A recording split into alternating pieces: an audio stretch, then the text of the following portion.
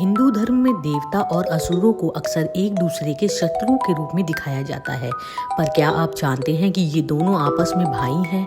आइए जानते हैं इस अनसुनी गूढ़ कथा को।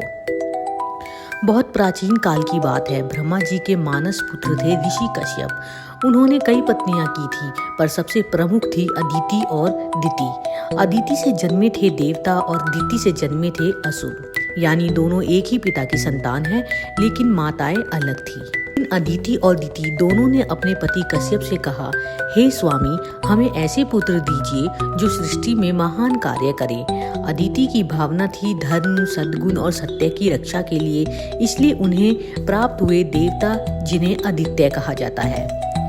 वहीं दिति के मन में था बलशाली पुत्रों की इच्छा जो अपराजित हो, जिन्हें कोई पराजित ना कर सके। दिति की यह इच्छा अहंकार और शक्ति की लालसा से भरी थी। परिणाम स्वरूप दिति से उत्पन्न हुए दैत्य और असुर, जैसे हिरण्यकश्यप, हिरण्याक्ष, महिषासुर आदि।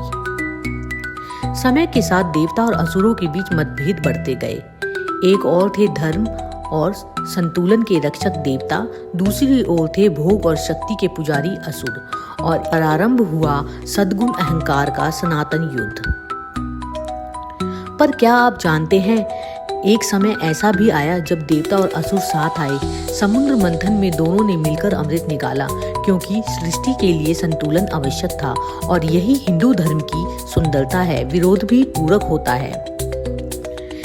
देवता और असुर दो विचारधाराएं हैं, एक संतुलन की, एक वर्चस्व की, पर जड़ें एक ही हैं, ऋषि कश्यप और सनातन संस्कृति। यह कथा हमें सिखाती है कि अच्छाई और बुराई दोनों हमारे अंदर हैं, फर्क सिर्फ चयन का है।